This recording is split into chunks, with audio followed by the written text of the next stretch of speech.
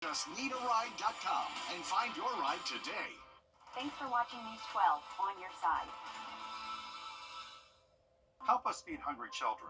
Our goal is to feed 2 million meals to hungry children this year, and you can help us when you round up at Parker's Kitchen. We're going to match 25% of your donation. Live from Augusta, you're watching News 12 live at 5. A dreary, nasty day out there, but good evening. I'm Meredith Anderson. It has been another day of cloudy and wet conditions. Riley, how are conditions going to look like for the rest of the day? Rest of tonight, Mayor, it does look to stay very similar, hitting the 60s. Have a look at the rest of the week for you coming up in just about 10 minutes. All right, thank you, Riley. For the third time in 3 years, the issue of abortion is back before South Carolina's highest court. This morning, the state Supreme Court heard arguments in a challenge brought by Planned Parenthood against South Carolina's fetal heartbeat law. Your South Carolina State House reporter Mary Green was in court for that hearing. She joins us now with the details. The last two abortion cases before South Carolina's Supreme Court challenged whether the state's abortion law was constitutional. The question before justices on Wednesday was different. At what point exactly in a pregnancy do abortions become outlawed? We are here today seeking binding clarity about when in pregnancy a fetal heartbeat, as defined by the Fetal Heartbeat Act, occurs. The law bans abortions if the unborn child's fetal heartbeat has been detected, defining fetal heartbeat as cardiac activity or the steady and repetitive rhythmic contraction of the fetal heart within the gestational sac. Nowhere in the law does that specify an exact time in a pregnancy in terms of weeks or days. But Planned Parenthood argues it should be enforced around 9 weeks, which it says is approximately the time an embryo develops into a fetus, without which there can't be a fetal heartbeat. It's not for a court to rewrite a statute. But the state argues enforcement should begin around 6 weeks into a pregnancy, which is what's in effect around South Carolina right now. Attorneys for the state noted that 6-week timeline is how Planned Parenthood itself and opponents of this legislation described the restriction when they were fighting its passage at the State House and in the courts. You have Planned Parenthood calling it a capital S, capital W, capital B,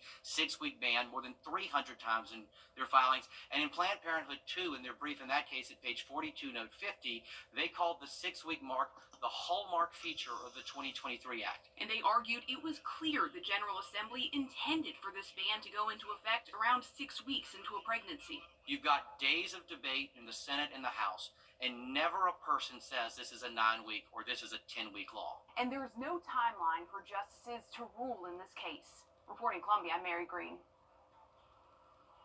Planned Parenthood argued clarification is needed in this case because without it, abortion providers will follow the strictest interpretation of the law because of the severe penalties they could face for breaking it.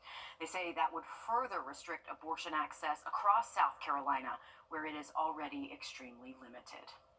This week, Georgia lifted a suspension on all poultry exhibitions and sales. This after cases of bird flu were found last month. This shutdown, along with rising cases of bird flu in other parts of the country, have caused prices of eggs to rise. And those price hikes, they're definitely being felt here. Your Wrdw spoke with a local bakery on how they've dealt with the increased costs. Price increases on key ingredients like eggs are making local businesses such as bakeries decide how long they can take the hit or if they have to pass it on to the customer. It's something that numerous local bakeries are experiencing. Some have no choice but to increase their prices, and others are seeing how long they can wait. Hey Honey Cakery isn't increasing their prices yet, but says when you bake everything from scratch, it's important to have each ingredient, no matter the price. Not only is the increase causing some issues, but they say there's also a limit on the amount of eggs you can buy at a time, causing multiple runs to the store and working later hours. So we only have 3 employees, and so when someone's having to leave the bakery, it's really putting a dent in the work process here, because they could be working on production of cake orders and baking, and if somebody has to run and grab eggs, then all of a sudden our baker is behind, or we're behind on being able to make our Swiss meringue buttercream. And coming up all new on News 12 at 6 o'clock, we'll hear more about why Hey Honey Cakery says they're not increasing their prices quite yet. In Augusta, Wrdw on your side. Thank you, Audrey. Seems like they're the only ones so far. Richmond County deputies are searching for this missing 35-year-old man. Take a good look. Deputies say Daniel Zagak was last seen on the 6th on Finney Road. He was last seen wearing a black knit hat, a black hoodie, and black pants. He is known to be in the area of Turtle Creek Drive. If you have any information, if you have seen him, please call the Richmond County Sheriff's Office. A former University of South Carolina basketball player is accused of killing his own mother. Jacksonville deputies say 28-year-old Eric Cobb is charged with second-degree murder after he was trying to leave the home where they found his mother's body. Officials say Erica Winford was found wrapped in a blanket and towels in the backyard. She had a gunshot wound to her face and died at the home. Cobb played for the Gamecocks in 2016 before being dismissed from the team due to charges from shooting a BB gun. Georgia state senators passed a bill to cut off funding for gender-affirming care, but it's still uncertain if it will make it through the House. The bill would prohibit the state health insurance system, which covers about 600,000 people, from covering gender-affirming care. Previously, the state settled multiple lawsuits that gave gender-affirming care benefits to people covered by the state health plan. In an effort to help spread the awareness of the need for gender-affirming care, the city of Savannah is hosting the first LGBTQIA Health Summit. Savannah is home to 2 LGBTQ resource centers in the entire state, and officials say people from all over come there for help. The summit will go over topics like navigating trans and gender-expansive healthcare, how doctors can make their offices a safe space, and more. Trying to let everyone know on the state level that there's a huge population down here, and that's why we need the information to be spread about our medical care. Bell adds he hopes the summit is something that continues for years to come. The summit will be held March 1st and 2nd. South Carolina is welcoming another car manufacturing plant. Isuzu is one of the largest manufacturers of commercial trucks. It is investing $280 million into a 1 million square foot facility in Greenville County. That facility will also create more than 700 jobs in the area. The plant is expected to be operational in 2027 and will produce 50,000 gas, diesel, and electric vehicles every year. The CDC is caught in the middle of a battle between a judge and the Trump administration. We'll show you what the judge has just ordered after this. Riley? And we do have high rain chances heading into tomorrow morning, potentially seeing some thunderstorms. We'll have much more on that forecast for you coming up. Every year, hundreds of thousands of military families pack up their lives, often with little notice. Now, a new system that's meant to make this easier could be making things harder. Families left stranded, orders delayed, and billions of taxpayer dollars at stake. It felt a lot like privatized housing. We don't understand what happened. The I-Team uncovers what's happening and why some families say it could get even worse. Tomorrow at 6 o'clock, only on News 12. Time and temp, brought to you by your First Alert weather team. Introducing the first. A scary word to talk about. Again, many more people need help getting out of credit card debt. We're looking at ways you can help next. First Alert Radar, powered by Jim Hudson Automotive Group. We're standing lazy. Credit card debt has soared past $1 trillion. As Susan Campbell shows us, more people, especially millennials, are asking for help to get out of the financial mess. Credit card debt is really costly. The average interest rate right now is more than 21%. That makes it really hard to dig out of debt once you're in it. But there are some things you can do to get back on track. For the Alvarenga family, meals are carefully planned. They have to be to make sure groceries for 5 kids fit into the budget. And it was literally paycheck to paycheck for a long time. Kevin and Brianna had piled up about $20,000 on credit cards. He lost a job and we ended up having to put a few months worth on a credit card of like all of our base bills. Every time we progress, something came up and then it became our downfall. Car trouble, medical bills. Their story is familiar. Across the country, credit card debt is a staggering $1.7 trillion. The credit card debt and the interest has a stranglehold over this country right now. Jim Triggs is the president of the nonprofit Money Management International. He says in 2024, MMI saw a 33% jump in demand for financial counseling in Arizona. The amount of debt, 14% higher than the year before. And millennials are the ones asking for help the most. Pre-pandemic, millennials actually did a really good job managing their debt. They really weren't in credit card debt like their parents were before them. They just kind of shunned credit cards. But then once the pandemic happened and inflation became what it was and costs went through the roof, they started getting in credit card debt again. To get out of it, you have to start by totaling up your debt, understand the interest rates you're paying, then come up with a plan to pay more than minimum payments. A lot of consumers feel guilt and even shame when dealing with debt, but our counselors are trained to overcome those issues, the stigma of financial challenges. It's really hard because talking about money, like our generation, our parents didn't really, it's like, oh no, that's not something you have to worry about until it is. Kevin and Brianna's bank connected them with MMI, which negotiated a payoff plan with reduced interest rates. To make it happen, both are picking up extra jobs and overtime when they can. And there aren't many fun extras. It really hurts when we're not able to supplement our kids, like when they want to go out and we're like, sorry, we can't. But they know it'll be worth it. They're on track to pay off their debt in the next couple years. It's hard for them to think about what it'll actually feel like, but they know this. I'm not going to get any more credit cards. If you're trying to tackle debt, one way to do it is called the snowball method.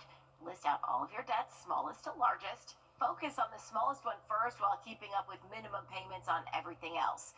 Once that smallest debt is paid off, move on to the next one. Those small, quick victories may give you some momentum to keep you on track with your goals. I'm Susan Campbell. With Valentine's Day only a few days away, local shops are getting ready. We'll show you how they're preparing. Coming up, Riley. Well, we are expecting a front to push through tomorrow morning, bringing us some wind at times and definitely some thunderstorms early tomorrow. But Sunday is looking like a more powerful system with gusts over 40 miles an hour possible Sunday morning. Have another look at this coming up just after the break. This President's Day, get ready for Monday at Gerald Jones Volvo Cars. Valentine's Day is almost here, and local flower shops are getting ready for the big holiday. Martinez Flowers and Gifts in Martinez says this is their busiest day of the year, and they're expecting to make around, to get this, 700 deliveries. We have worked hard to keep our pricing the same as last year, or as close to it as we can, because we understand that everyone's under financial stresses these days, and having had the hurricane and the snowstorms.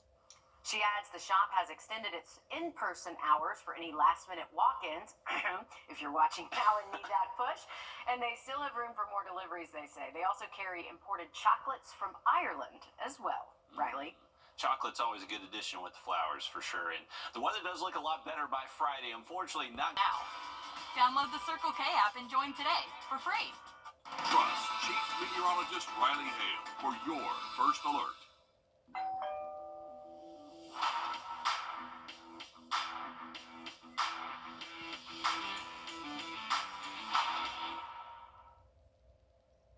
You're watching News 12 live at 5. Continues. Good evening, and thanks for joining us here live at 5. I'm Will Rio. And I'm Meredith Anderson. We're kicking things off with weather as we take a live look over our Beach Island camera. Sounds good. Thanks, Riley. Nearly 5 months later, and local farmers are still battling the effects of Hurricane Helene. It's been an uphill battle towards recovery. And as spring and summer approach, you could feel the difference too. Your Julius Evans joins us live at 5 from the newsroom. And Julius, you spoke to local farmers today about what they're still dealing with. That's right, guys. Farmers from Grovetown to Blythe say they're still recovering 5 months later. Augusta Locally Grown says it's forcing farmers to quit producing or even take a hiatus. Augusta Locally Grown says nearly all 160 of its farms it's partnered with are still negatively impacted, with more than 25% under catastrophic damage. Farmers market sales are also dropping because of the limited supply. Augusta Locally Grown also says they've seen sales go down by 30%. They say 2025 will be even more challenging for farmers still trying to rebuild while also losing their income. We do have several farmers that will be taking this year off, so they will be out of production for this year, just so that they can clean up fences and means of production. Some that are just completely leaving farming altogether, which is really tragic. On News 12 at 6 o'clock, hear from local producers about the new challenges they're facing as cleanup for many is starting to go in full force. Thank you, Julius. This was a generational storm. I mean, entire pecan groves were completely wiped out. Yeah. So you just can't replace a pecan tree very quickly. And there were already concerns about the farming industry going into this storm and trying to replace some of those farmers, getting young people into that industry as well. So a big hit to the farming industry all across the state. Thanks for keeping us updated on that, Julius. A juvenile is sent to the hospital after a shooting in Aiken's Crosland Park neighborhood. This happened just before noon on George Street Northeast at Schroeder Avenue. No word yet on any victim's condition tonight, but we do know that Crosland Park is no stranger to gun violence. There have been at least 4 incidents dating back to 2021, including one man being killed and homes and vehicles being damaged by gunfire. Aiken Department of Public Safety says they're investigating this latest shooting. Today, a procession through Roswell, Georgia. Georgia lawmakers are debating a statewide ban on cell phones in elementary and middle schools. The Distraction-Free Education Act wants to ban cell phones in elementary and middle schools statewide. The school districts could decide how to implement it, whether that can be a pouch, an app, or maybe another policy. The bill's sponsor, State Representative Scott Hilton, says this is about safety, but some parents disagree. In the case of an emergency, really the last thing we want or need for that child's safety is to have them on a phone or a device. We need them to be listening to instructions of safety experts. Our biggest fear is something happens and it either could have prevented it or it could have mitigated it. Lawmakers pulled teachers and students from schools that already have cell phone bans. 22% of students reported improved learning, while 68% of teachers say it's improving their jobs. This week's meeting is just a discussion to see if there's an appetite for a statewide ban. Across the river in South Carolina, they already have a similar ban in place. Georgia lawmakers are making strides this week in the push to protect your right to in vitro fertilization. It's the assisted reproductive procedure used by parents who struggle to conceive naturally. Your Georgia State House reporter Abby Casours has more. People putting the pressure on state lawmakers. The bill actually mentions constituents calling them, asking them about the status of the procedure. Republican House Speaker John Burns says he wants to clear up any uncertainty. It's a priority of his to make sure in vitro fertilization is protected here in Georgia. We've always wanted a family, and I always wanted a big family. State Representative Lehman Franklin and his wife Laura tried for a family for 10 years. Adoption, 4 rounds of hormone therapy, 3 rounds of IVF, and finally, just when they were about to give up, a baby girl due in June. My personal belief is that I'm a big advocate for the family, and the family unit is worth protecting, is worth championing for. He's carrying a bill with very straightforward language. Individuals have the right to obtain in vitro fertilization. I think that's what's critical about this, and just giving us that opportunity for folks, excellent parents like Lori and Lehman are going to be. House Speaker John Burns says Georgia needs to get ahead by getting the bill passed. Last year, the Alabama Supreme Court ruled that stored embryos are afforded the same legal protections as children. The ruling sparked outrage across the country and confusion for families on the roller coaster ride that is IVF. Georgians need certainty to know that that level of terror will not be inflicted upon them. Democrat State Senator Elena Parent tried to get her own bill passed last year. Her bill centered around defining a human embryo, which brought out opposition from pro-life groups across the state. I think it's not a gleam, but a bright light of hope to ensure here in Georgia that folks have access to IVF in our state. Is so critical to beginning a family. When we spoke with Franklin, he was still gathering signatures. Today he dropped the bill, and you can see how many signatures are on this page. People even writing sideways just to have their name as a sponsor on the bill. He says as he spoke with Democrats and Republicans, he didn't meet a person who did not support the bill. In Atlanta, I'm Abby Casours. Also today, a Senate Judiciary Subcommittee is hearing testimony on bills to establish fentanyl and drug-induced homicide charges in the Palmetto State and across the nation. Fentanyl is a primary driver in overdose deaths.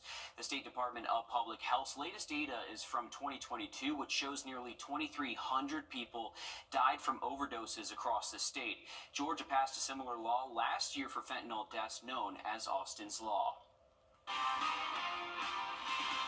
Breaking news here live at 5. A North Augusta neighborhood is blocked off as authorities investigate a suspicious device. This is on Skyview Drive near North Augusta Middle School, where authorities say a neighbor called and said they saw something suspicious in the window of a home. Authorities got to the scene there and confirmed a suspicious device in that window. Right now, access to the streets, of course, they're blocked off, so that's limited. But the Richmond County Explosive Ordnance Disposal is assisting North Augusta Public Safety with this. We have a crew heading to the scene right now. In the meantime, though, avoid the area of Skyview Drive in North Augusta. Still ahead, Georgia lawmakers are debating whether to develop a new program modeled after Elon Musk's Department of Government Efficiency. We're taking a look at how that could work after the break. And we are bringing in storms early tomorrow morning, along with some breezy conditions at times. Dry Valentine's Day, but then an even stronger front heads our way Sunday. Lots to talk about in that forecast next. Every year, hundreds of thousands of military families pack up their lives, often with little notice. Now, a new system that's meant to make this easier could be making things harder. Families left stranded, orders delayed, and billions of taxpayer dollars at stake. It felt a lot like privatized housing. We don't understand what happened. The I-Team uncovers what's happening and why some families say it could get even worse. Tonight at 6 o'clock, only on News 12.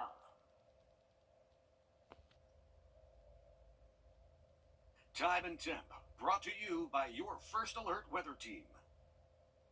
It's the coldest time of year in the CSRA. To stay up to date on anything winter weather to severe weather, download our First Alert weather app to get the most accurate forecast in our area. Bankruptcy can help. Long live the lazy.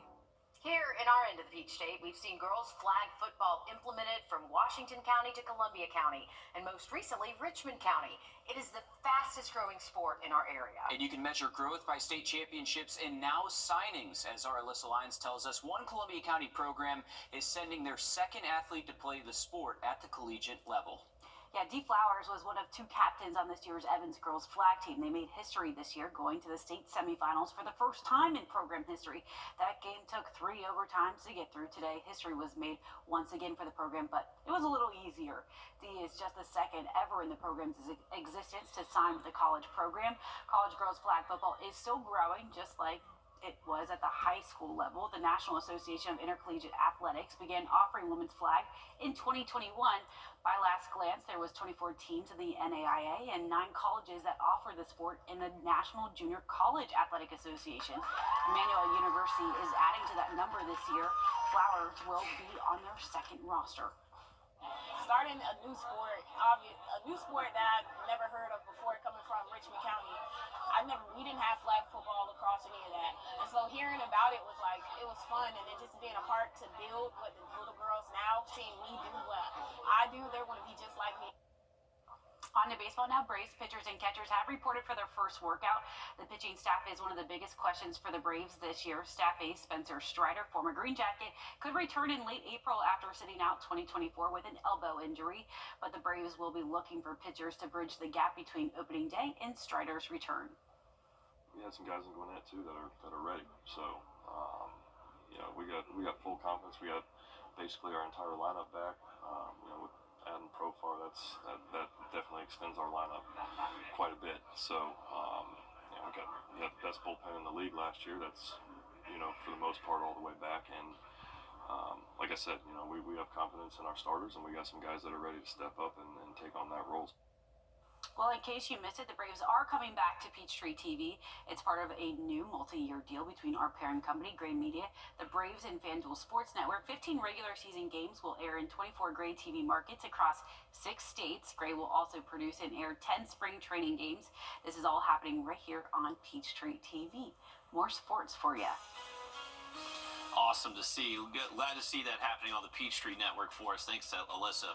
Heading into the weekend, Sunday does look very windy. Both our global models showing gusts over 40 miles an hour. So a heads up late this weekend, it will get windy for us. Now look at that 7-day just after the break. Please join me for a live educational webinar where I'll break down every aspect of Medicare. I promise you'll walk away feeling confident and prepared to take the next step on your Medicare journey. It's free to join, and you can sign up right on our website, rdu64.com. I'm Jordan Pierce.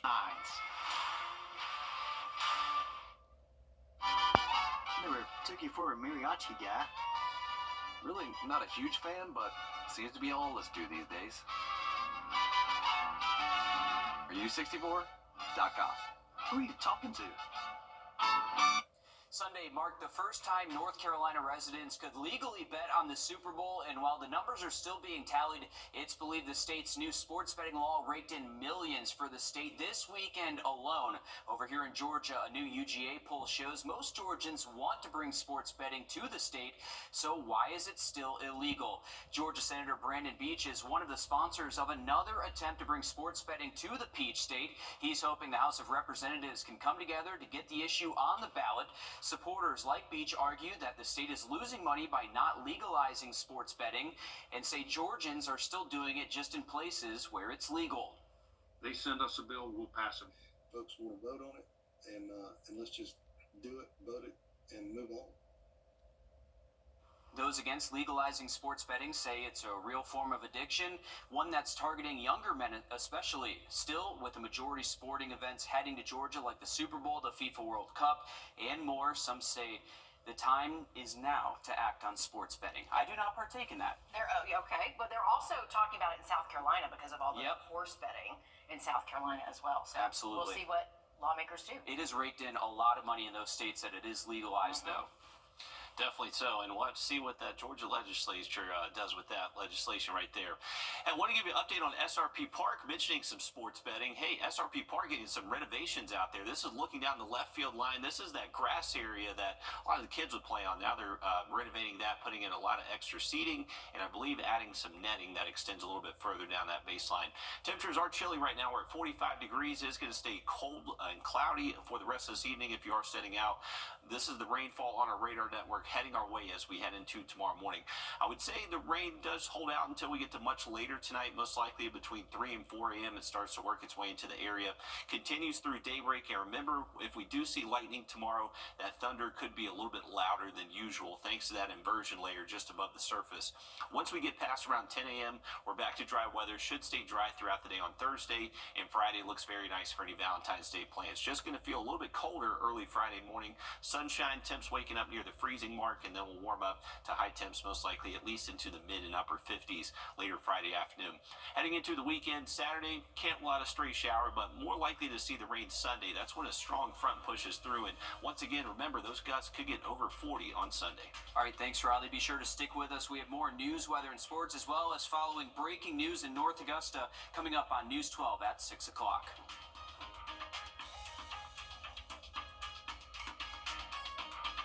It's the coldest time of year in the CSRA. To stay up to date on anything winter weather to severe weather, download our First Alert Weather app to get the most accurate forecast in our area. At Breaks for Less, you